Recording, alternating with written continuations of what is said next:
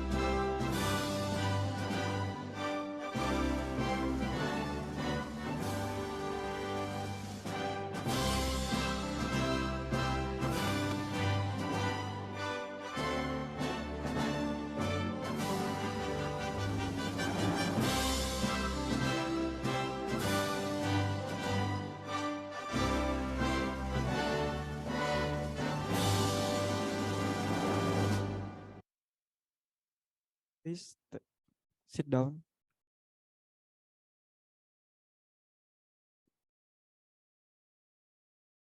Okay, ladies and gentlemen, let's move to our agenda.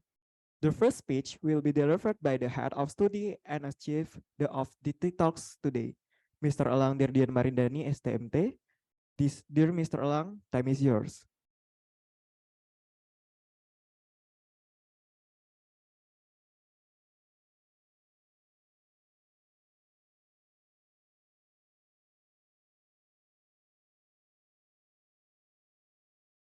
Bismillahirrahmanirrahim. Assalamualaikum warahmatullahi wabarakatuh. Yang terhormat Dekan Fakultas Teknik Universitas Tanjung Pura, Bapak Dr. Insinyur Slamet Widodo MT IPM. Yang terhormat Ketua Jurusan Teknik Elektro UNTAN, Bapak Profesor Dr. Seno D. Panjaitan IPM. Yang terhormat Ibu Asosiat Profesor Insinyur TS Dr. Siti Noraini Sulaiman, Her Excellency Deputy Chancellor of Academic Affairs of Universiti Teknologi Mara, Pulau Pinang Kampus, sebagai pemateri yang berkenan hadir dalam TE Talks kami hari ini. Yang terhormat Bapak Ibu dosen Teknik Elektro Universitas Tanjung Pura dan seluruh peserta kegiatan TE Talks yang dapat hadir secara offline di ruang sidang utama Fakultas Teknik dan secara online melalui link Zoom ini.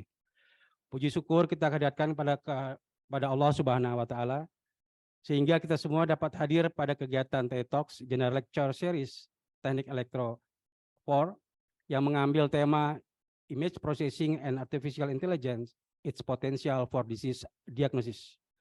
Kegiatan TE Talk ini dihadiri oleh sekitar 126 peserta yang terdiri dari berbagai instansi, badan pemerintah, perencanaan pembangunan Kabupaten Sintang, Provinsi Kalimantan Barat, perguruan tinggi mewakili anggota Fortei, Forum Pendidikan Tinggi Teknik Elektro Indonesia, yang terdiri dari Universitas Tanjung Pura, UiTM, Universitas Kahuripan Kediri, Universitas Islam Negeri Sultan Syarif Kasim Riau, Universitas Semarang, Universitas Jambi, Universitas Maritim Raja Ali Haji, Universitas Islam Nahdlatul Ulama Jepara, Universitas Sanata Dharma Yogyakarta, Universitas Muhammadiyah Purwokerto, Universitas Muhammadiyah Jakarta, Universitas Negeri Padang, Institut Teknologi PLN, Universitas Lampung, Universitas Islam Sultan Ageng Semarang, Universitas Negeri Nusa Cendana, ITENAS Bandung, Unpad Bandung, Universitas Trunojoyo Madura,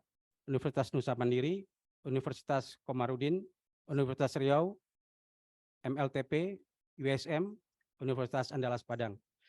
Baik dari dosen, praktisi, alumni maupun mahasiswa.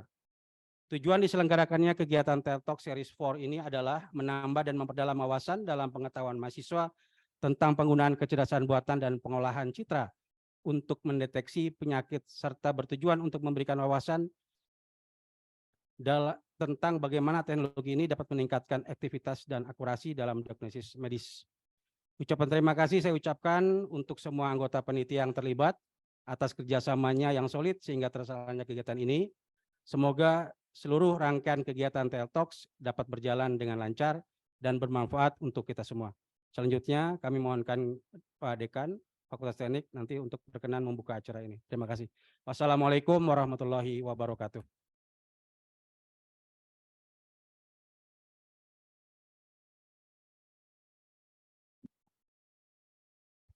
Okay, thanks, Mr. Elang. The second speech will be delivered by the head of Department of Electrical Engineering, Professor Dr. Seno D. Panjaitan, STMT IPM, and as a moderator for TE Talks today. Dear Professor Seno, time is yours.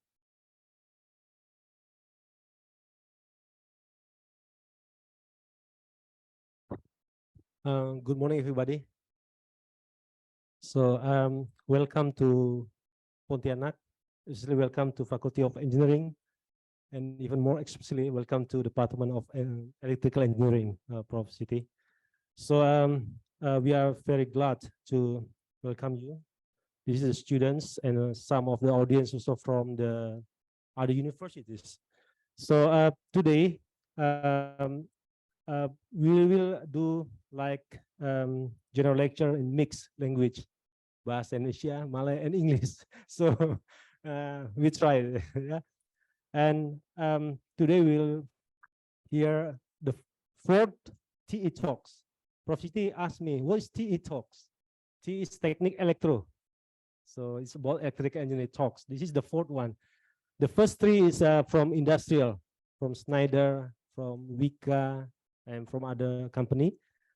But the fourth one, we try from academics. This is the fourth one from UiTM Mara, ya, Pahang. Ya. So welcome, and we hope that this Prof. Siti can deliver the knowledge for our students, for our college. So we will like have an idea in artificial intelligence, especially in medical, biomedical engineering, I think, the field. Thank you. And we hope that our dean can open this general lecture. And we also welcome for the director of international office who facilitate this general lecture. Thank you. And we hope you all enjoy, from the audience from offline and online can enjoy the knowledge that will be delivered by Prof. Siti. Thank you.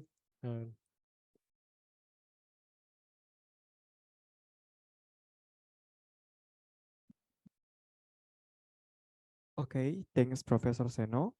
The third speech will be delivered by the Dean of Faculty of Engineering, Tanjung Pura University, Dr. Insinyur Slamet Widodo, MTIPM, and as well as to opening to the TE Talks today. Dear Mr. Slamet, it is yours.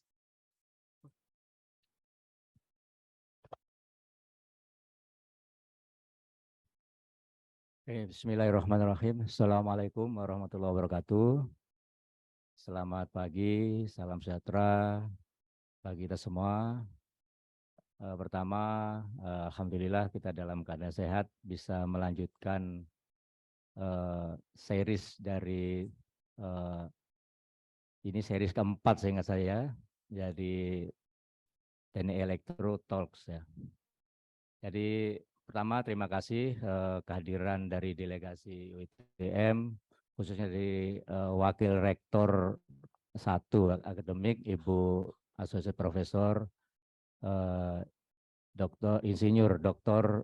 Siti Noraini Sulaiman yang pada hari ini berkenan hadir, walaupun kemarin ketemu di rektorat ya, dan itu melanjutkan kegiatan lebih detail khususnya adalah kuliah umum pada kegiatan series keempat seingat saya dari TE Talks yang pada hari ini digelar oleh Departemen atau Jurusan Teknik Elektro.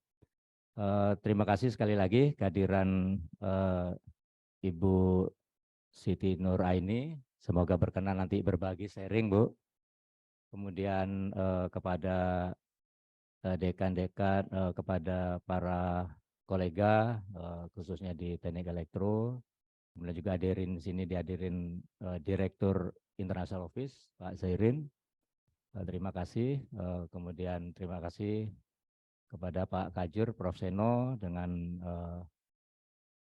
Ketua Prodi Teknik Elektro Pak Elang yang berkenan untuk melaksanakan TE Talk ini, juga hadirin yang berbahagia serta mahasiswa sekalian.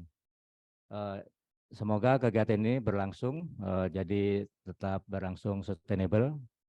Jadi sebelumnya juga kegiatan dihadiri atau disajikan oleh narasumber juga ada praktisi, ya hari ini dilakukan oleh akademisi, dan selanjutnya mungkin dari sesi atau bagian-bagian lain. Adapun tema hari ini adalah berkait dengan image processing and artificial intelligence, khususnya adalah potensinya untuk mendiagnosis penyakit. Semoga kegiatan ini bermanfaat dan berkelanjutan pada kegiatan series yang berikutnya. Dan demikian sekaligus dengan ucapan Bismillahirrahmanirrahim, kegiatan Teknik Elektro Talks pada hari ini dibuka dengan harapan semoga bermanfaat dan memberikan kebaikan kita semua. Bismillahirrahmanirrahim.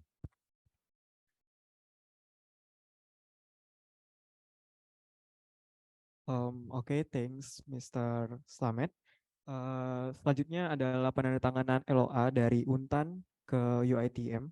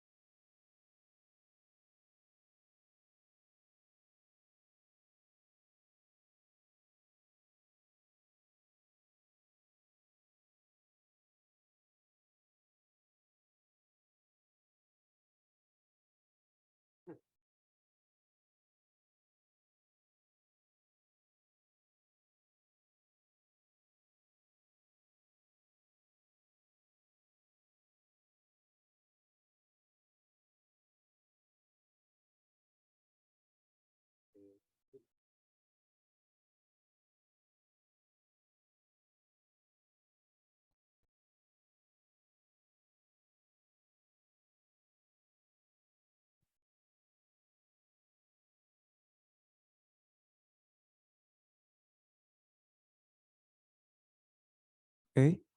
Before we come to the main session, let us start this by praying first. Prayers will led by Mr. Apkori. Dear Mr. Apkori, time is yours.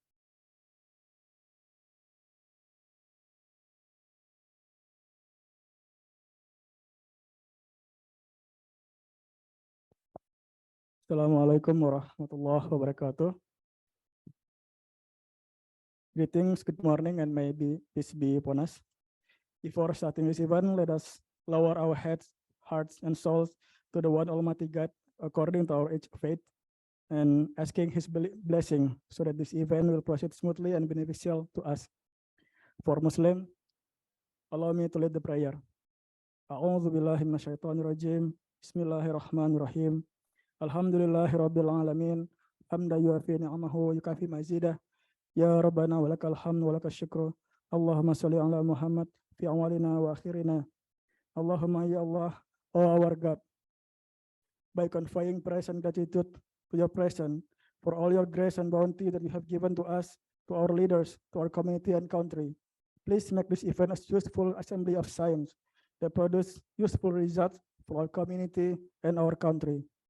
Iyyaka na'budu wa iyyaka nasta'in. Oh Allah, only to you we serve and only to you we ask for help. Please give us determination, strength, sincerity, protection, and guidance to fulfill the trust in working and crafting for our country. Ya Allah, Ya Rabbana, this event is held solely to earn your blessing. So please bestow upon us hint and guidance so that we can execute it well for our well-being in the future. Allahumma ya Allah, Ya Rabbana, Ya Karim, Ya Tawaf.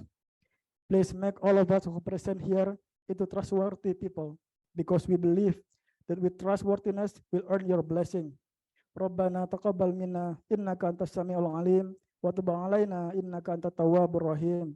Rabbana atina fid dunya hasanah wa fil akhirati hasanah wa qina adzabannar walhamdulillahi rabbil alamin. Assalamualaikum warahmatullahi wabarakatuh.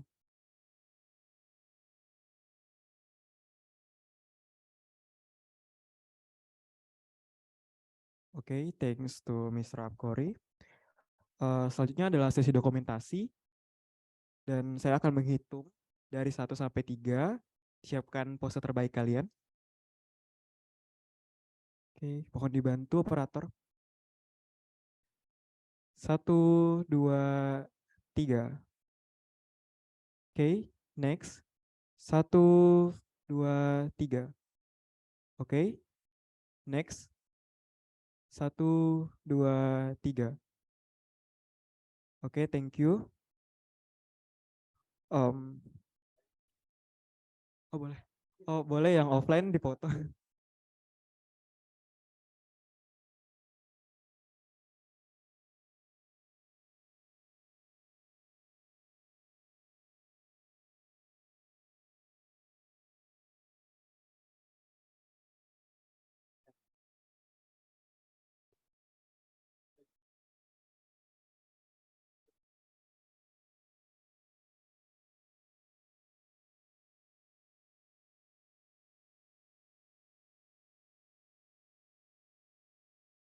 Okay, thank you.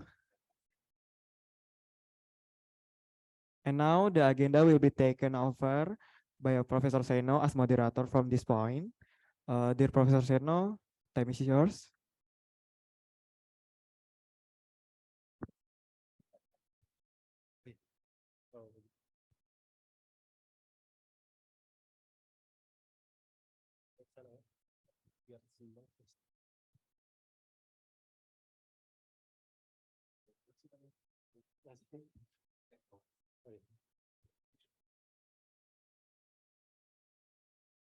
Tes 1, 2, 3. Kedengaran suara ya? Kedengaran? Ya, oke. Baiklah, I will mix the language actually. I will introduce Profesor Dr. Siti Noraini binti Sulaiman. Beliau adalah salah satu timbalan rektor ya. Kalau di kita tuh wakil rektor.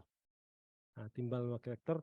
Tapi beliau bidangnya, her field is electrical engineering, more specifically in image processing ya, processing. She obtained her PhD degree in imaging. For PhD degree, master degree, and bachelor from University Sains of Malaysia. Yeah, she got so many research funding. Yeah, I cannot mention one by one. I will take her time if I mention all of them. And then she wants to deliver the subject about image processing and artificial intelligence, its potential for disease diagnosis. Jadi adik-adik, baik yang di sini maupun yang online, ini adalah satu bidang di mana nanti bisa diterapkan masuk ke kontrol, masuk atau ke bidang lain yang masuknya ini bisa juga ke kedokteran, biomedical engineering. Yeah, I also invite the Dean of kedokteran, ya, Dean of Medical, ya, faculty, to invite their students and colleagues to join the online meeting. So hopefully we can think about one topics that we can collaborate in the future. So I don't want to take so much time for your time, Prof. Siti. So time is yours.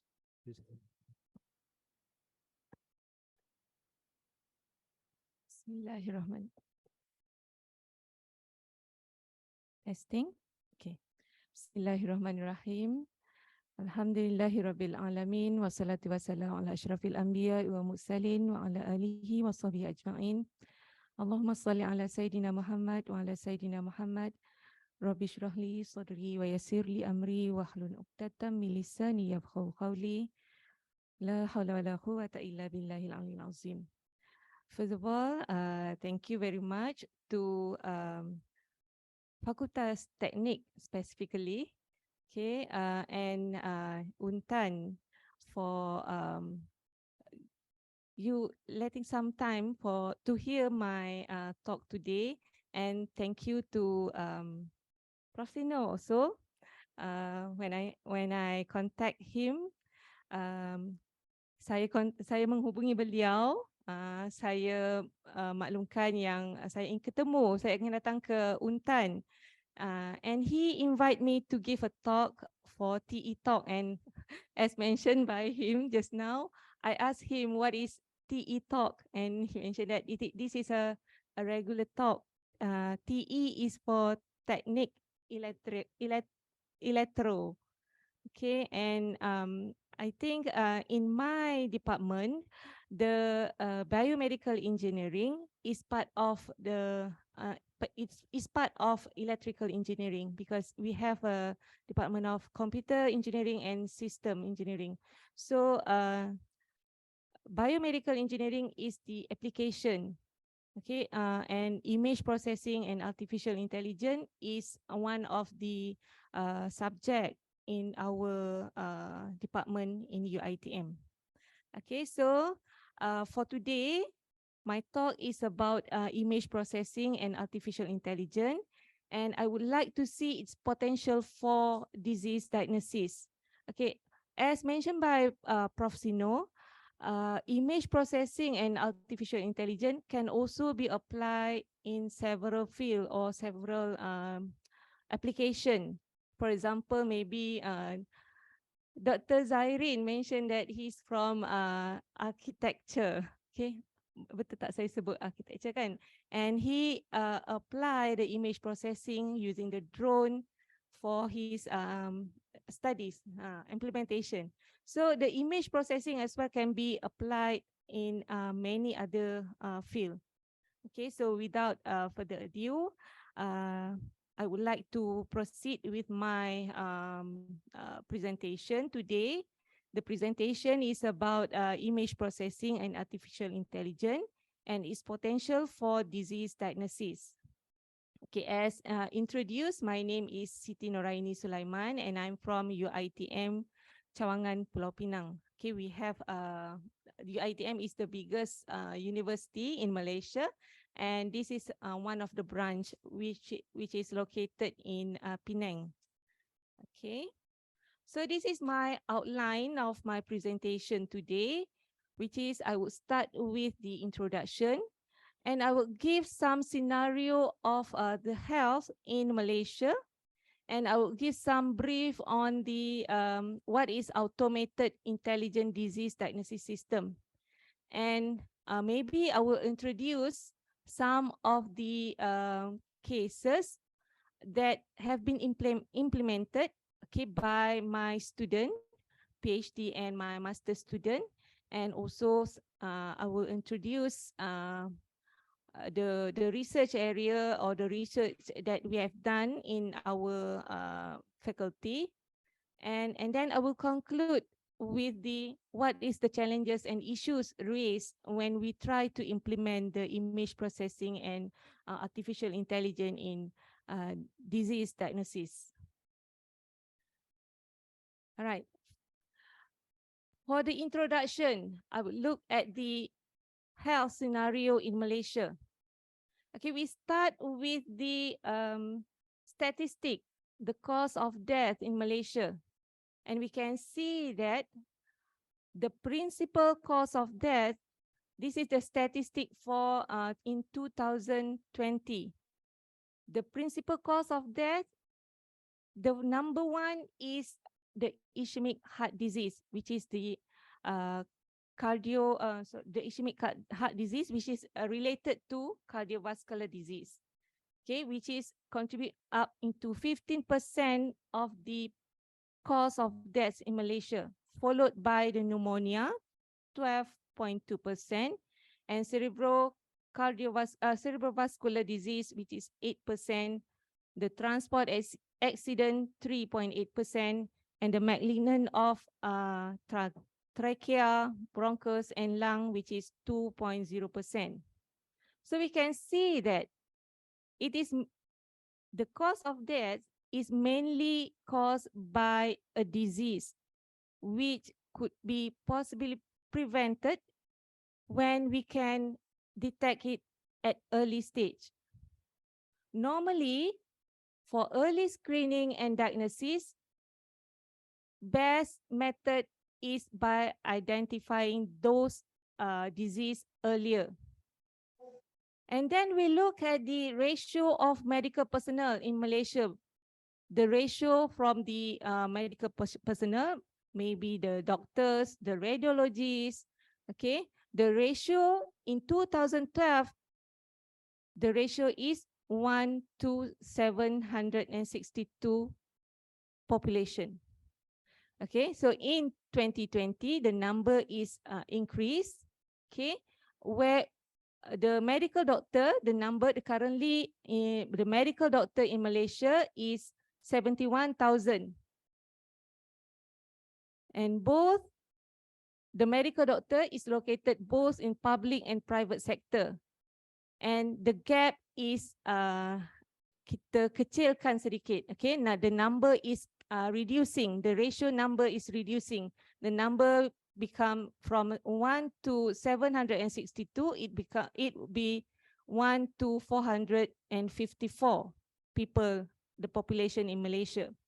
So looking at this statistic, showing that there's a need of automated or intelligent medical disease system, which it could assist the manual disease screening and diagnosis process. For disease diagnosis, the conventional approach is the clinical diagnosis is performed by the physician through the visual inspection on the obtained medical modalities. There are a few modalities in medical where maybe the anak-anak pernah dengar X-ray, CT scan, MRI. Okay, that are the modalities used in medical. Okay, so to diagnose or to diagnose the disease, the doctor will use these modalities. They will inspect by their manual inspection by their eyes. Okay, so these medical officers could make the appropriate diagnosis by studying and interpreting the medical data from these modalities. Okay, what is the problem arise from that approach, the conventional approach? As we know, the modalities or the images that are produced by those modalities have the complexity in the collected medical data, which is make it difficult for physician to extract the information. Okay, so it leads to longer screening, diagnosis and prognosis time. So patient, pesakit tidak mampu menunggu lama. Mungkin the disease mungkin berbahaya. So dia jika the diagnosis been done manually, it will take a longer time. Okay, maybe the hayat pesakit itu akan berbahayalah kepada pesakit itu. And also during the conventional approach, the misdiagnosis and false interpretation due to the manpower crisis. Remember the ratio just now, the ratio, the medical personnel to the patient is higher. So the manpower crisis and human error could arise here, such as maybe there's eye fatigue and tiredness, because the radiologists have to interpret many data to confirm the disease before it can confirm the disease. So this is led to the automated intelligent disease diagnosis system. What is the automated intelligent disease system? As we know that the automated intelligent disease diagnosis system is a collaborative of interdisciplinary technology. It comes from engineering, statistical model, digital image and signal processing, and it involves also the mathematical model and, of course, the artificial intelligence. The goal for automated intelligent disease diagnosis system is not to replace the medical doctor.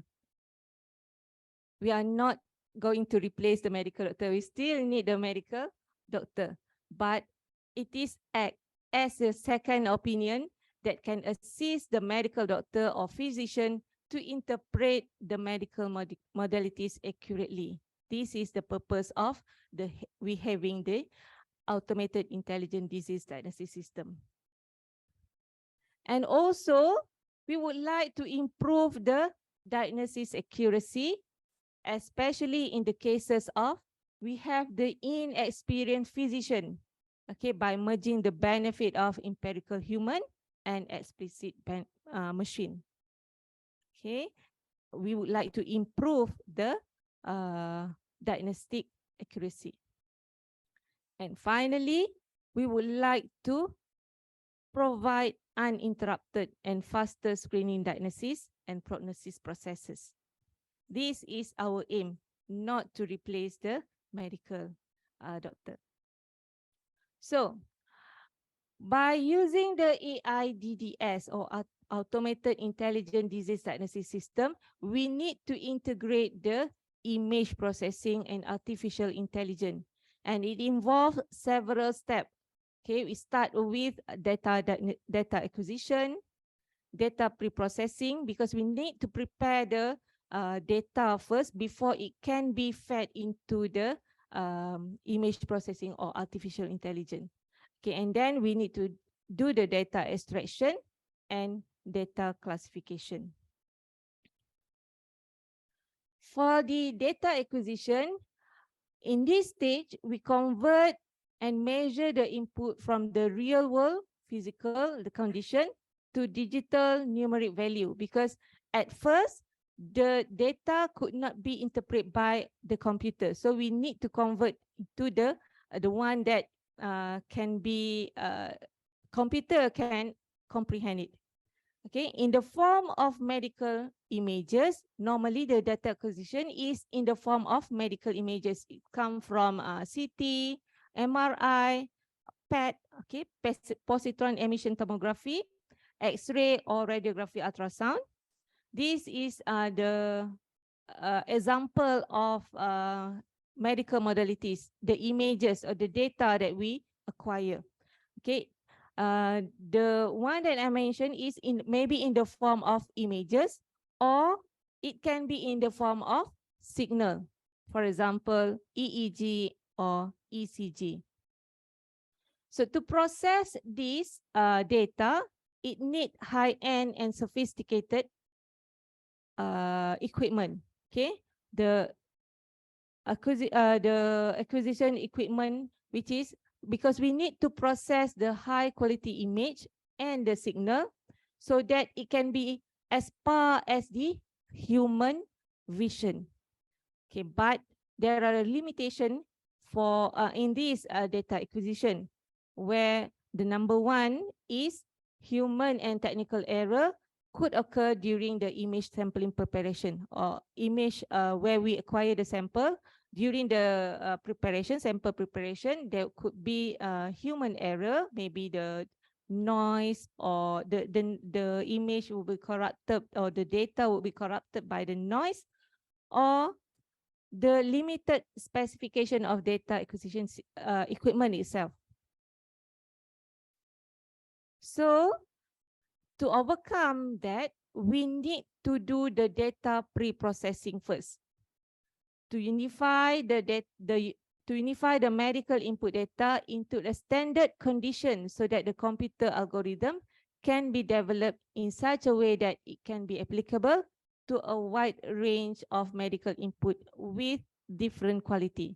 So to make sure that this can be happen, some of the method can be applied in the data pre-processing, which is involve the filtering, enhancement, and segmentation.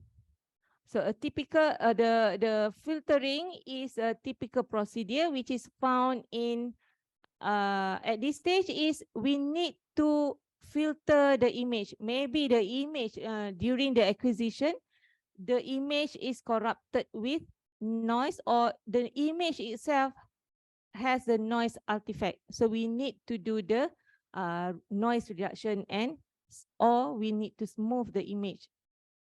Okay, the noise artifact is the distortion or error that is commonly we can find in the medical input data, and the presence of this noise artifact could corrupt the medical input data and subsequently jeopardize the clinical diagnostic quality. So that is why we need to filter the image first before we can do the post-processing.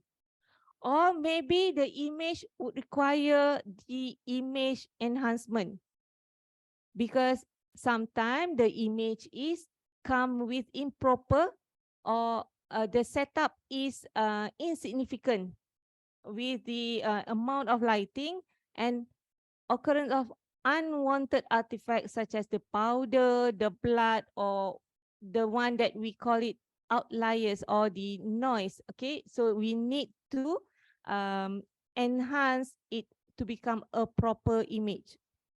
So maybe at this stage, the enhancement of contrast and quality is needed. And finally, maybe we need at this pre-processing stage, we need the segmentation to segment the region of interest, where we need to remove the insignificant background and unwanted artifact. The challenges raised here is how we would like to maintain the structure, because remember, we deal with the information that can that determine the life of the patient. Okay, so we need to maintain the structure, the size, color, and the appearance of the significant features, because each disease contains the characteristic or the features of the disease itself. Okay, after we have done the pre-processing, we need to extract the features. Okay, after we have identified the region of interest, we need to extract and select the features that represent the disease. Okay, in medical field, The ROI is commonly used as a particular portion of a data set, for example, in terms of image or signal, that is a matter of concern during the diagnosis process. So we need an essential part for the automated intelligent disease diagnosis system to be carried out so that the data extraction stage is in order to reduce the complexity of the diagnosis process. The data extraction is crucial because of the accuracy of the diagnosis would solely depend on the ROI as well as the features extraction.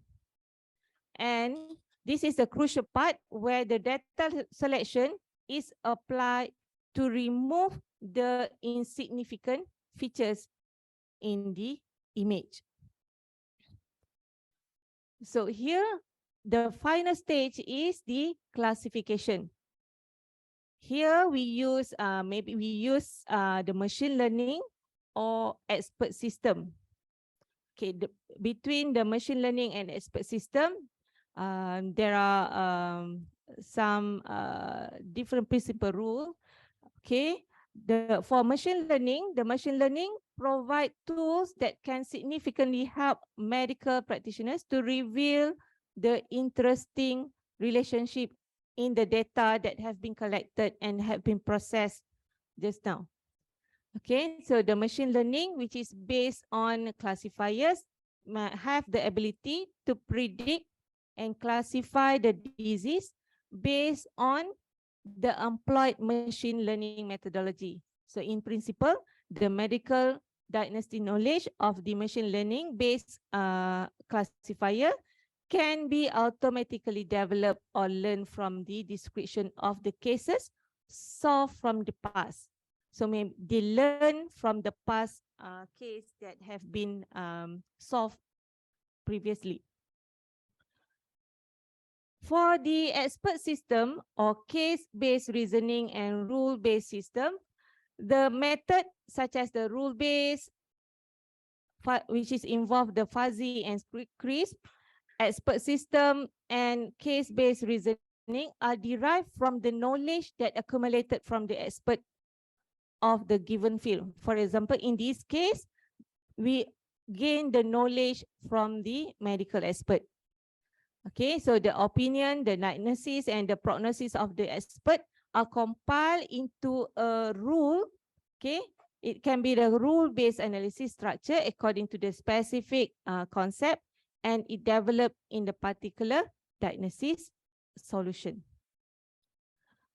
Okay, that is the basic idea of the what is the automated artificial intelligence disease diagnosis system. So I would like to show what currently my students have been implemented or study. Okay, the first study is we try to look at the to solve the problem for breast cancer, where the image we acquired from the digital breast tomosynthesis image. So the study involve the how we can make the filter and for enhancement. Okay, so the title of the study is a comparative study of arm-sharp masking filter for enhancement of digital breast disease for digital breast tomosynthesis images. I give some introduction. What is the DBT? The DBT is actually the new technology which generate the 3D images for breast area. Okay, so this is to view the breast area for many angles at many location. Okay, where the conventional method for breast cancer disease diagnosis diagnosis of the breast cancer is by using the mammogram, but here we use the DBT, digital tomosynthesis digital breast tomosynthesis, where it can produce a 3D screening images. Okay, so by having the DBT, it can improve the sensitivity and specificity of breast cancer detection as compared to the mammogram. And it also improve the mammogram limitation, such as in mammogram, it cannot detect when the tissue is overlapped, or we have a difficulty, especially when the breast, the breast is. So the DBT can solve that in what limitation arise in the mammogram, and it also with a lower dose radiation, okay, lower dose of radiation level. But some modalities, of course, dia punya the limitation. Okay, although it is the new technology, but also it has some limitation, which is the DBT images that have been produced ada dia punya the blurry artifact and also corrupted with the noise. Okay, so in disease diagnosis, in our study, we would like to see we would like to detect the microcalcification, which is the microcalcification is the small deposit of calcium, which is very small, macam satu spot yang kecil sahaja, okay, within the breast area. Okay, so when the microcalcification or this is called the region of interest in this case. For this study, for breast cancer diagnosis study, the ROI in this case is microcalcification. So when the small spot is very small in the images, and the DBT, the produced image is blur, so we cannot it is hard for the medical expert to interpret or to do the diagnosis. Therefore, we need to filter or to do the enhancement. The method that we choose is unsharp masking. The upper one is the conventional method, where the unsharp masking is actually the image sharpening technique, and it uses the mask when it masks on the original image to filter the image, and it have several factors here. Therefore, we need to add some non-linear element in the unsharp masking. We integrate with some in the conventional study, they use the median filter combined with the unsharp masking so that it can filter the image correctly. In our study, we try to propose not only the median filter, but we use the hybrid max median filter. Okay, of course, in order to proceed with this study, the process is we need to have the ethical application first. Okay, because this saya tak pasti kalau di sini dipanggil ethical when involve the medical ethic. Okay. So when involved with the medical, so we have to apply the ethic first. So this study, we apply the ethic application, and then only we can proceed with the data collection. Okay, the data that we have obtained, we obtained from our partner in University Science Malaysia, in Malaysia, which is from the imaging unit from Advanced Medical and Dental Institute in USM. So this study involve we take the images from 2 patients and 11 images that we use. This is the we call the study, our pilot study lah. Okay, so as mentioned earlier, this study also involved the pre-processing step, where we need to eliminate, first we need to eliminate the pectoral muscle around the breast area, and then we need to increase the intensity value and change the background to black and white. So this is the stage of pre-processing stage. After that, we combine with the unsharp masking with the filter, medium filter. We use the medium filter as the conventional medium filter, as well as we compare with the hybrid maximum filter and hybrid sigma filter before we can perform the non-linear unsharp masking. Okay, this is the principle of the hybrid max and sigma filter. And I would like to show the result. Okay, we compare the result with the conventional, and we do the comparison or the analysis, the performance analysis. We measured the processing time, MSE, PSNR, as well as the SSIM, the similarity index. Okay, so we can see that the processing time, although the proposed method taking longer time, but in terms of the performance, it is better. Okay, so this is the qualitative result where all the images that undergo the NLUM, either from the conventional medium filter using the conventional medium filter or hybrid max or sigma max, it is being the best among the conventional. Okay, and we can conclude that by doing the integration or combine the NLUM with the filter, the hybrid max and also the sigma max, it can produce a better image. We can later assist the diagnosis part. The second part of our study, which involved the deep conventional neural network, which is involved the artificial intelligence. Okay, the enhancement, the title is Enhancement of Extremely Dense Breast Tissue based on digital DBT images based on the deep convolutional neural network approach.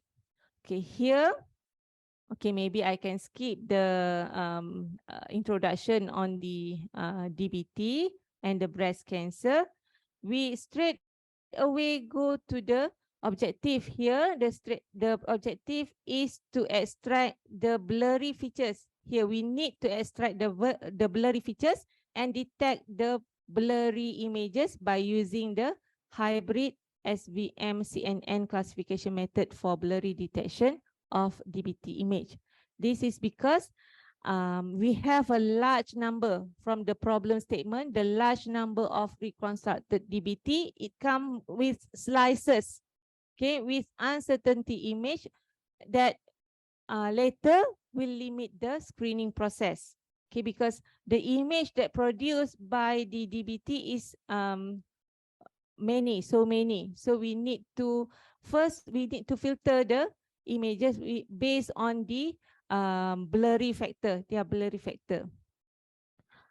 The second objective is to enhance the blurry detection by integrating the blurry vector with the features extracted from the SVM CNN.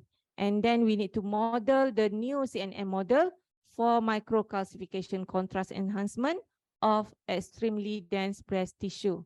And finally, after we have developed the system, we need to do the validation. This is the normal step in every system development. We need to perform the validation and evaluate the performance based on the medical expert Okay, we need the medical expert to evaluate and to ensure that the functionality of the proposed model is valid. Okay, so here by introducing the CNN, the significance of our study is a new CNN model of the DBT images, which the aim is to enhance is expected beneficial to decrease the false positive in this cancer detection. Okay, especially for extremely dense breast tissue. So here also the intelligent system can ensure to produce the better quality image, and thus we can help the radiologist to decrease the review time, because they have piles of images, so they need to reduce the review time. They only focus their time to look at the kita panggil the image that which is high potential to have the disease, the cancer. Okay, and also it could reduce the false diagnosis. And by having this proposed method, also it can offer the valuable information towards the development of computer-aided diagnosis system for breast disease, for breast cancer disease. So this is the overall proposed work done by my PhD student. Okay, at first we need to have the original image from the DBT image, and then we need to filter it first. We have to identify whether it is blurry or non-blurry image. So we use the CNN to classify whether it is blurry or non-blurry. So we only focus on the non-blurry images only, and these images will be fed into the next CNN architecture, okay, for micro classification contrast enhancement. Okay, we need to do the contrast enhancement on the non-blurry DBT images and then perform the validation. Okay, at this stage, the proposed method can can detect or can give the vector for the blurry and non-blurry with the variance, and the we use the several algorithm here, and we use some threshold value to classify the blurry and non-blurry, and we compare with the expert, what is the expert have evaluated. Okay, so we can see that when we put some threshold value, we use the threshold value of 700, so the error rate can reduce to 0.05 with the accuracy of 95%. So at this stage, we would like to see what is the threshold value that can give or can classify the correct blurry and non-blurry images. Okay, and then the result, okay, we fed into the CNN SVM. The result achieved 86% of accuracy, and when combined with SVM, it outperformed the CNN for blurry detection on the DBT images.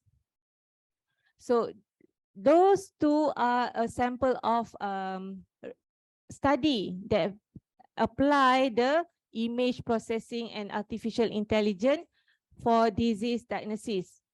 Okay, that is the ongoing study, and currently this is the study in my department, or in my RIG, research interest group. We focus not only on the breast cancer disease, but we also focus on the lung cancer, okay, there's a study on the lung cancer and also on the heart disease, cardiovascular disease, and also the brain images. Okay, the what we call study on the stroke patient. So we study the MRI brain MRI images. Okay, these are the study done by my student. 2 PhD students have completed their study. Okay, the first one is focuses on the white matter hyperintensity identification. This is for the stroke patient. Okay, focus on the image processing. And the other student focus on the lung cancer disease system, where they use the image processing and combine with the deep neural network to detect the lung cancer disease.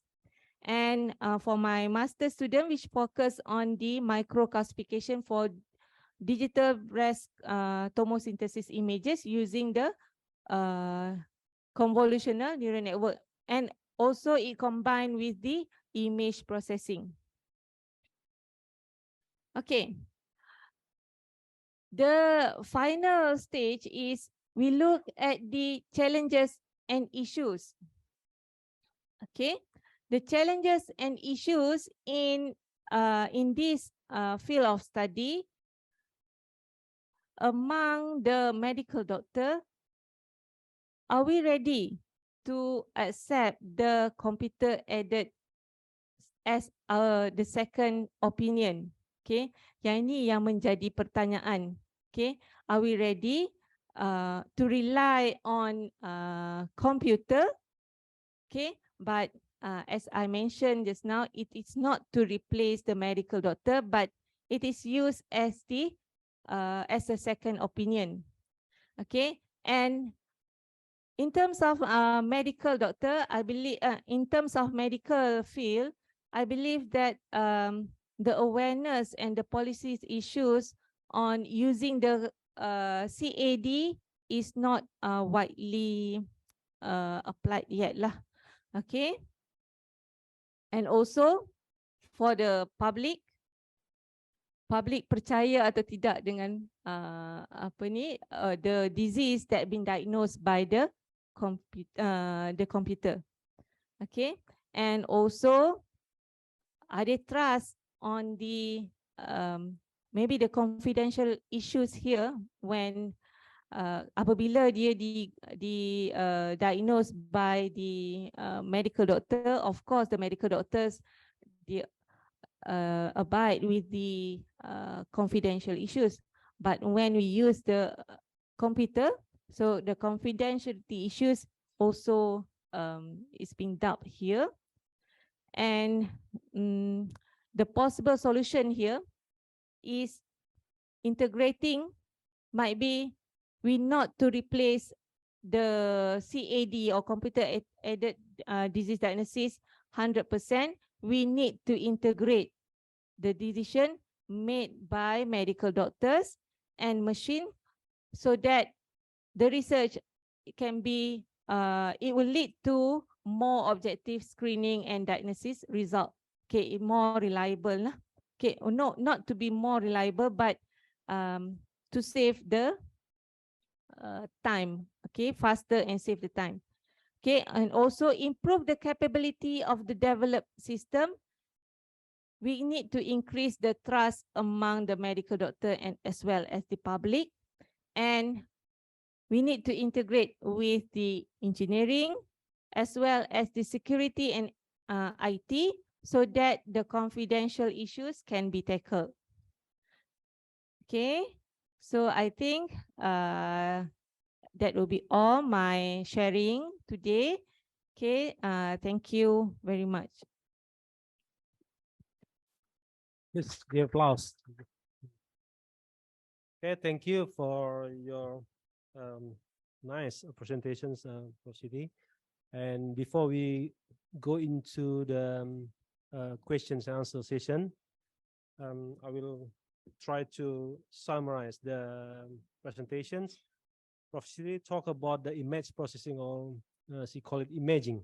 Yeah, and at the first time, she presents the head scanner in Malaysia in brief, and then compare the conventional approach and visual inspections using like X-ray and T-scan, and possibly there's a false interpretation. So she introduced the automated intelligent disease diagnosis system, which is called AIDS, as a second opinion, not replacing the doctor. So yeah, and then she gave I think 2 case studies, for cancer and how to cancer be detected.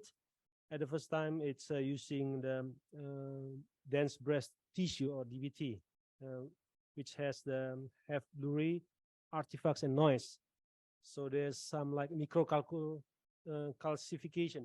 Yeah. And then using the NLUM to provide a better interpretation. And the second one is using Laplacian-based blur detection, or ABDB algorithm.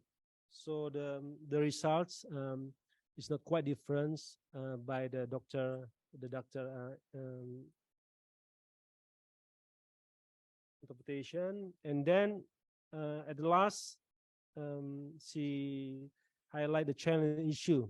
The question is whether doctor are ready. Apakah dokter siap gitu menerima hasil image ini sebagai second, atau yang memutuskan bahwa ini ada cancer atau tidak gitu.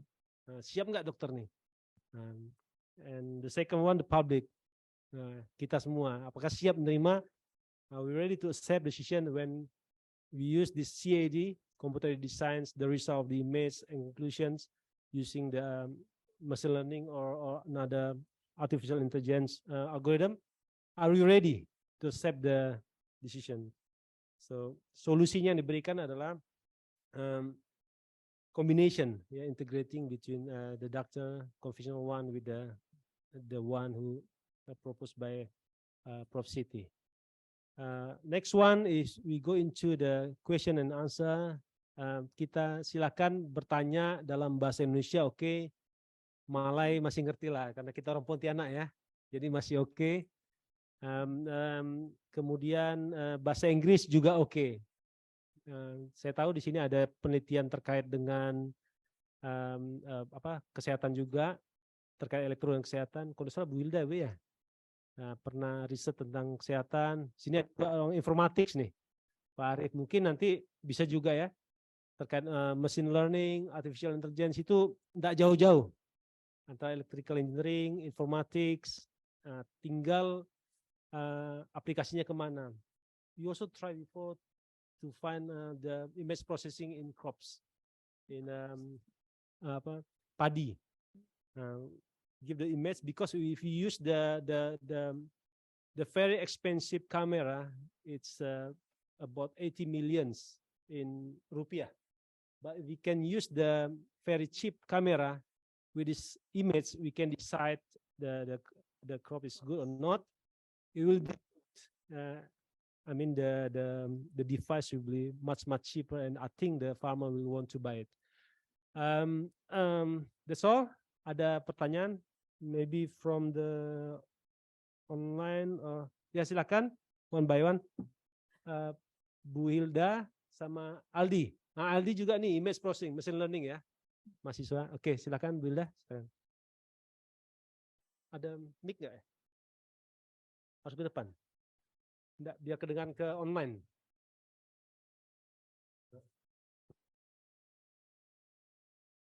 Assalamualaikum warahmatullahi wabarakatuh. Thank you for the good morning everybody.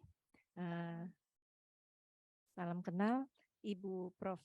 Siti Noraini Sulaiman. Yes. Itu saya Hilda, one of the lecturer of Electrical Engineering Department here. I have a research before about sistem pakar, expert system. Mendeteksi dini, early detection about tuberculosis for the children, Tuberculosis Ya, pada jadi children. itu menggunakan nilai certainty factor. Jadi CF untuk CF. expert system. Expert system, Expert okay. system. Jadi kami in Indonesia oke, or in Malay oke. Okay, Nah, sir. jadi kita menggunakan tenaga pakar dari dokter anak gitu untuk memberikan nilai kemungkinan bagaimana tuberkulosis pada anak dari berjenis-jenis tuberkulosis dari 5 macam TBC tulang, kemudian TBC bronkitis, kemudian batuk biasa, kemudian demam biasa untuk mendeteksi apakah anak-anak tersebut berkemungkinan, deteksi dini berkemungkinan menderita tuberkulosis sebelum dilakukan tes mantuk sebagai gejala awal dari banyaknya gejala batuk, bronkitis dan lain-lain. Untuk itu saja kami menggunakan partner IDAI atau Ikatan Dokter Anak Indonesia Kalimantan Barat. Beliau menunjuk satu pakar dokter anak untuk memberikan data diagnosa maupun gejala awal bagaimana menyusun diagnosa dari 5 macam kasus tersebut. Nah, mohon maaf Profesor, untuk itu yang kami dapatkan untuk mendapatkan kemungkinan-kemungkinan bagaimana membangun sistem pakar berbasis website yang kami bangun. Untuk menanyakan riset yang Profesor lakukan bersama student, tadi adalah mendeteksi, memperlihatkan yang saya tangkap begitu, pencitraan yang lebih baik daripada mamografi. Mamografi, betul ya? Ya, Prof, begitu ya. Jadi Uh, kan kita di perempuan itu kan untuk mendeteksi kanker payudara begitu. Mungkin adik-adik tadi bingung kan, kanker payudara yang dimaksud itu, breast cancer. Itu adalah menggunakan mamograf, betul. Kalau di Pontianak begitu. Ya. Nah, tadi dari apa? TBD ya, Prof ya. DBT. Our study we used DBT. DBT, oke. DBT itu memperlihatkan pencitraan yang lebih baik. Yeah. Daripada mamograf, menambah pencitraan lebih bagus. Nah, apakah dalam analisis riset yang dilakukan ini untuk menunjukkan ketepatan DBT tadi, Prof, langsung saja misalnya kita ini hanya dalam bidang engineering saja, ataukah menggunakan partner juga dari medical faculty. Nah, dokter, Nah, apakah demikian? Karena menyangkut dengan kode etik tadi, gitu kan, kode etik, ada banyak hal yang tidak bisa kita lakukan di batas engineering. Batas engineering. Itu yang pertama. Kemudian yang kedua, apakah dari beberapa kali percobaan tadi dari breast cancer untuk mamograf tadi bisa lebih bagus daripada mamograf, kemudian bisa mendapatkan pengakuan dari kode etik sehingga itu bisa diimplementasikan. Terima kasih Prof. Assalamualaikum warahmatullahi wabarakatuh. Okay, maybe we ask the second one. Oh, you want to answer directly? Okay, aku langsung aja ya. Sebentar nanti tunggu Aldi ya. Silakan. Okay, terima kasih Ibu Hilda. Okay, terima kasih atas pertanyaan tadi.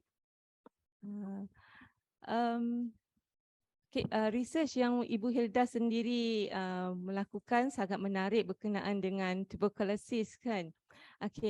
Pertanyaan tadi berkenaan dengan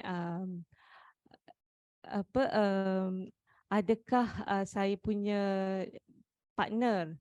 Okay, of course di dalam research yang melibatkan medical, kita akan perlu ada expert from the medical sendiri. Dan dalam kes ini saya ada melantik radiologis, konsultan radiologis sebagai co-supervisor kepada pelajar-pelajar itu untuk menilai dari segi pencapaian adakah to validate whether the result that they produce is helping the medical doctors or not. Okay, and of course biasanya apabila dalam satu-satu peringkat pengajian itu tidak boleh kita terus concludekan bahawa ianya bagus dan bisa menggantikan doktor itu, tidak bisa. Tetapi ianya boleh membantu Okay, dan ingin disebutkan lagi, sebenarnya untuk DBT dan juga memogram ini, memogram dia ada dia punya spesifikasi dia yang tersendiri. Okay, di Malaysia masih lagi menggunakan memogram sebagai satu cara untuk extract the image ataupun untuk dapatkan the data. Tapi the most advanced one is the DBT. Okay, doctors or di hospital sekarang ni sudah bergerak ke arah penggunaan the DBT image itself untuk ni. Tapi kebanyakannya untuk yang hospital yang mempunyai fasiliti yang bagus lah akan bergerak ke arah DBT. Tapi for public hospital masih lagi menggunakan memogram image sebagai memogram sebagai salah satu cara untuk dapatkan for the screening of the images itu. Dan seperti yang menjawab kepada pertanyaan Ibu Hilda tadi, memang kami melibatkan dalam research ini, dalam study ini masih lagi melibatkan the expert from the medical untuk validate the data, the result that have been produced. Okay. Soalan yang kedua tadi? Yang kedua itu from the several experiments, do you think or you can conclude your way is better than the conventional way? Okay, mungkin ada berlaku salah faham sedikit dekat sini. DBT bukannya diproduce oleh saya. DBT adalah satu method untuk dia acquisition data acquisition saja.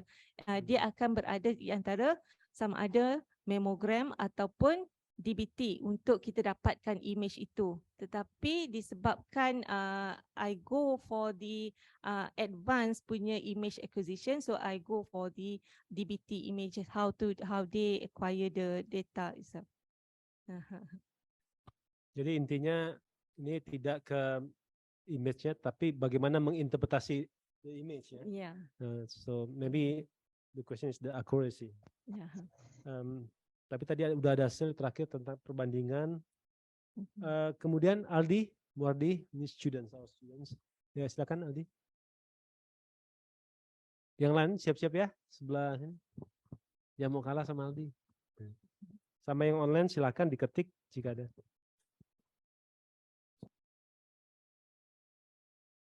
Perkenalkan, nama saya Aldi Muardi. Saya saat ini mahasiswa tahun akhir dari Departemen Electrical Engineering. Saat ini saya sedang menyusun proposal penelitian terkait gesture detection. Yang menjadi pertanyaan saya itu seperti yang kita ketahui, perkembangan teknologi kecerdasan buatan atau AI dan image processing telah membawa kemajuan yang signifikan dalam kehidupan, termasuk di bidang deteksi penyakit. Tetapi ada beberapa tantangan. Salah satunya ialah pengolahan raw data. Pengolahan raw data pada pemeriksaan penyakit dalam, seperti pada pemeriksaan otak atau tadi kanker payudara.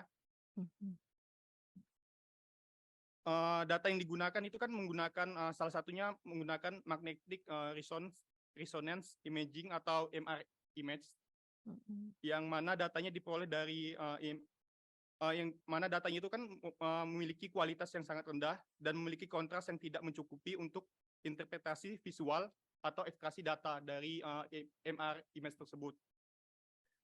Yang menjadi sehingga sulit untuk mendeteksi penyakit dari lokasi yang pada otak tersebut. Yang menjadi pertanyaan saya itu bagaimana untuk meningkatkan kualitas dari raw data yang diperoleh dari MR imaging tersebut pada tahap image pre-processing, sehingga raw data tersebut dapat dipakai untuk tahap selanjutnya pada tahap pengolahan data tadi, pengolahan data tersebut dan memperoleh hasil yang tepat, sehingga dari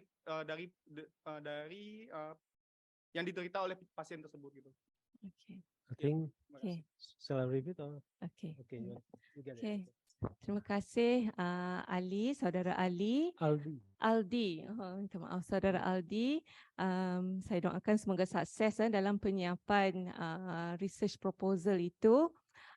Bagus sekali pertanyaannya. seperti yang saya maklumkan tadi dalam slide saya tadi,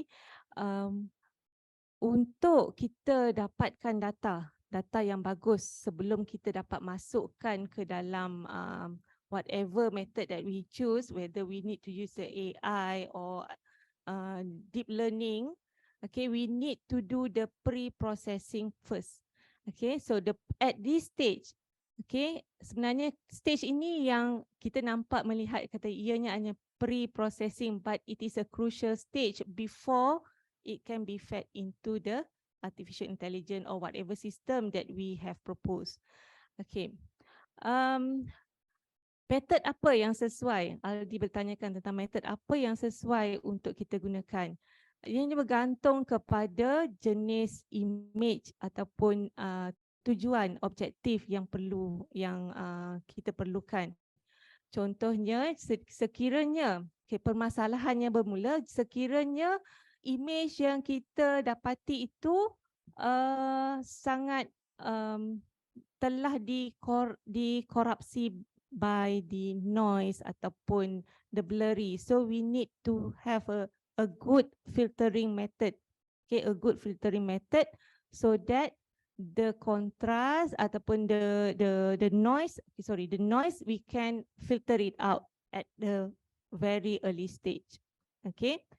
Or kalau kita lihat image yang kita dapat itu kontrasnya tidak bagus, mungkin dia terlalu gelap due to the light ni ataupun lighting punya issues. Okay, adakah kita lihat daripada dia punya in image processing, we have the histogram. Okay, the histogram, we look at the pattern of the intensity distribution. Okay, dia punya intensity distribution tu adakah ianya skewed to the bright or skewed to the dark. Okay, so kita perlu tetapkan apa yang kita hendak dapatkan dekat sini. Okay, adakah kita mahu dapatkan from the image yang terlalu gelap ataupun terlalu cerah. Kita perlu mengaplikasikan method yang dipanggil image enhancement. Okay, in image enhancement, there are a few method which is contrast enhancement. Itu kita nak perbaiki dari segi kontrasnya. Ataupun histogram equalization, kita nak equalizekan dia punya histogram itu. Okay, then a few method that can be applied in the for the purpose of enhancement. Kita nak enhancekan the quality the image tu. Ataupun jika sekiranya kita mahu detect some boundary of the image itu. Okay, kita ada, remember tadi saya kata region of interest. Kita ada region of interest, the part that we are interested to look at. So kita mungkin menggunakan segmentation where it can segmented the region yang kita nak, kita perlukan, the wanted and unwanted region. So apakah teknik yang perlu kita gunakan at the pre-processing step itu? Is depend on kita punya keperluan, kita punya objektif. Or we can also use the three method tu. Mungkin kita perlu gabungkan the filtering, image enhancement and the segmentation pada stage pre-processing itu. Okay, boleh Aldi? Okay. Okay, jadi ada beberapa teknik untuk pre-processing image. Berikutnya ada? Oh, silakan, Dek. Oh, habis ada ini nanti Pak Hafiz ya. Silakan duluan. Terima kasih atas atau nanti langsung 1, 2 ke sini. Oke. Langsung enggak mau. Oh ya. Terima kasih atas kesempatannya. Nama saya Buat sedikit ya soalnya. Nama saya Sahmi Sajid dari Universitas Tanjung Pura. Saya ingin bertanya, untuk mengolah machine learning, terutama deep learning, itu kan memerlukan data yang sangat banyak. Sedangkan di data biomedical seperti X-ray, DBT image, atau MRI image, untuk penyakit tertentu masih sangat sedikit. Jadi dengan data yang sedikit itu apa yang harus dilakukan untuk mencapai akurasi yang baik? Apakah mungkin menggunakan metode seperti image augmentation untuk memperbanyak data atau seperti apa? Terima kasih. Oke, directly to the Mas Hafiz, silakan kasih sebentar, biar langsung dulu pertanyaan.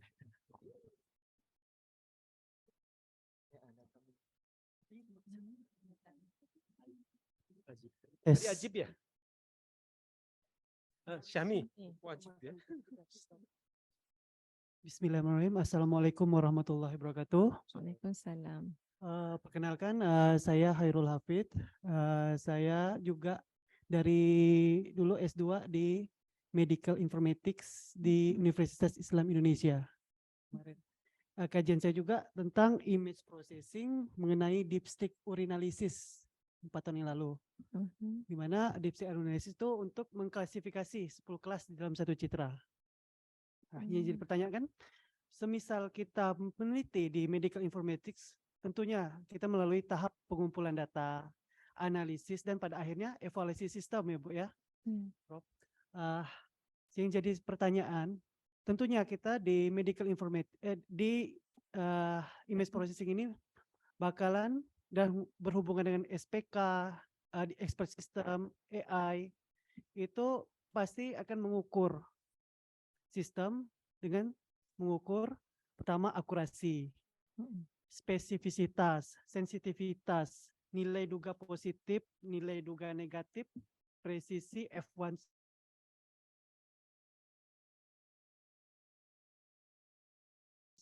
gitu seperti itu. Jadi soal apakah ada standar? Berapa sih data uji, berapa sih data training untuk mengukur permasalahan klasifikasi. Mengingat kalau di CNN itu data sampai ribuan data kan. Sedangkan saya waktu penelitian tentang dipstick urinalysis saya menggunakan perhitungan kedokteran. Ada rumus sendiri kedokteran untuk mengukur. Sehingga kemarin dapat 44 data, ada penelitian lain yang mengukur 30 data, dan juga pernah juga saya ikut seminar, saya pernah bertanya persoalan yang sama, minimal 30 data.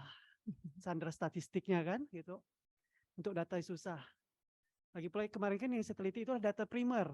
Saya terjun langsung ngambil urin pasien, tentu melewati yang namanya kaji etik juga kan. Kaji ethical clearance ya. Dapat semua, ambil urin, bikin alat akuisisi sendiri, jepret pakai kamera, analisis, klasifikasi gitu kan. Yang persoalan itu apakah ada standar itu, Prof? Standar minimum data untuk mengukur akurasi, mengukur sensitivitas itu. Ya. Sekian, terima kasih. Baik, jadi tadi pertanyaan Syami itu perlu data yang sangat banyak, sedangkan X-ray sedikit ya. How you handle this? The second is from the Hafiz is actually the lecturer in informatics. How about the CNN? CNN needs thousands data, but he used the data, the methods from medical, yeah? Only 30 data needs.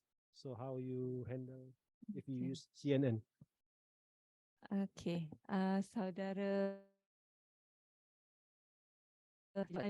Syami dah. Yang bagus yang Syami berkenaan number of data that we need to use. Okay, memang apabila kita menggunakan deep learning, okay, dia menggunakan, mungkin soalan berdua ni lebih kurang sama juga. Sama saja dia punya konsepnya. Mungkin saya boleh addresskan kedua-dua soalan sekaligus lah. Okay, apabila kita involve dalam deep learning, okay, normally kita required large amount of data yang kena kita masukkan ke dalam deep learning itu. Okay, tapi limitation yang ada is for medical studies ni, kita ada limitation data. Okay, data yang kita kata data cancer, normal cases tu banyaklah. Okay, compared to the cancerous itu, bilangan datanya sangat sedikit. Okay, apa yang boleh dibuat? That is why in deep learning studies they introduce the data augmentation seperti yang disuggest oleh Syami tadi, memang perlunya kita menggunakan data augmentation itu dalam untuk kita melipat gandakan number of image, number of data yang kita boleh masukkan ke dalam kita punya develop architecture of deep learning tadi. Okay, so itu salah satu method lah, dan memang saya akui lah untuk medical studies ini, dalam medical application study ini, data memang sangat satu benda yang mencabar untuk kita dapat. Okay, dan to answer the question, adakah beberapa standard data? Ada standard tak berapa bilangan data yang perlu kita dapat? Sebenarnya tidak ada standard data, as long as we have the result yang kita perolehi itu sudah kita dapat patternnya sudah mencapai tahap yang telah diakui oleh our medical partner lah. Okay, for example, katakan apabila kita menggunakan hanya 20 saja, tapi 20 data saja, tapi our system tu dah boleh identify, dah boleh classify correctly, so the data is enough. The data is enough. So tak ada kita kata standard convention perlu menggunakan 200 data. Tapi our limitation is nak dapatkan the 200 for several cases. For example, kalau cases yang sangat sukar, okay, so tak mungkin kita akan dapatkan 200 data itu. Tapi apabila by using the augmentation tadi, and apabila kita trainkan data itu, kita dapat produce the best accuracy. For example, kita dah reach 98, so kita menunjukkan bahawa the CNN yang kita developkan itu telah with limited amount of data. Okay. Maybe last questions. Ada pertanyaan terakhir? Jadi silakan ya. Kita nanti habis ini kami ada dapat juga untuk membahas implementasi kegiatan lanjutan gitu ya dari ini. Mungkin nanti pasti kita akan lihat apa yang bisa diimplementasikan, tentu terkait dengan topik-topik yang bisa atau menjadi ketertarikan bagi UiTM dan juga bagi Teknik Elektro UNTAN gitu. Nah, dan nanti departemen lain juga mungkin bisa juga sama-sama ya. Tadi kita udah tantangan implementation agreement, arrangement. Nah, nanti moga-moga ke depan ada lagi kegiatan yang kita bisa lakukan. Di sini ada pertanyaan? Oh, nggak ada. Oke. Jika tidak ada pertanyaan lagi, saya mengakhiri moderasi ini dan kita kasih applause yang luar biasa untuk Prof Siti ya atas sharing ilmunya. Saya kembalikan ke MC.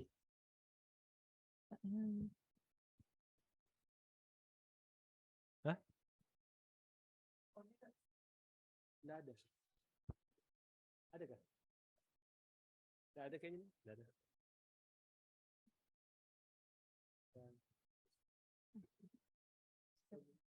Yes. Okay, thank you for Mr. Seno dan Prof. Siti Noraini. And the next agenda is awarding the certificate and souvenir to Professor Siti Noraini.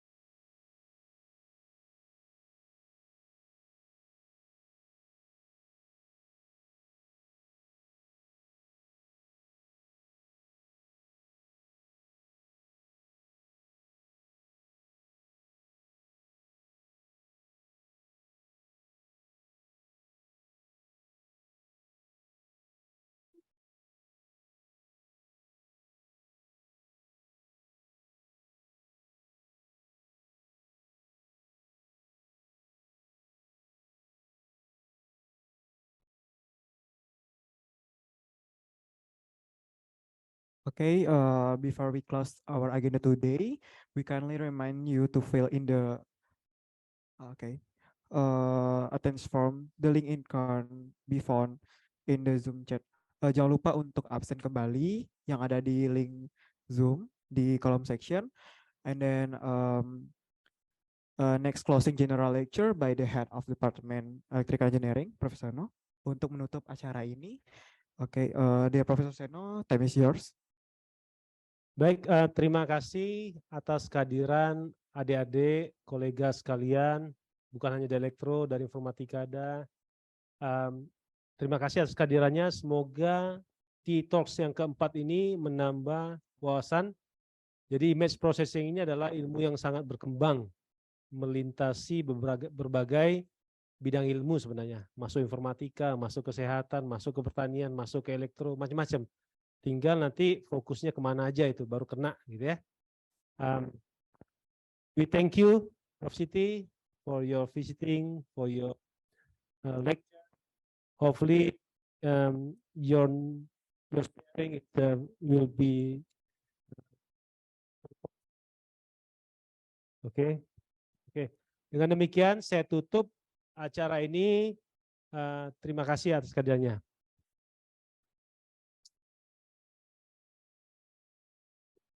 Okay, ladies and gentlemen, finally we got the last session in this event and closing. Let's close this event by saying Hamdallah, Alhamdulillahirabbil alamin. As the master of ceremony, thanks for Prof Siti Noraini as a speaker, Professor Seno, Mr. Elang, and the audience generally. And then if I'm going to link this event, I make mistake or even something here, please forgive me. Wassalamualaikum warahmatullahi wabarakatuh. Kita mau foto bersama dulu.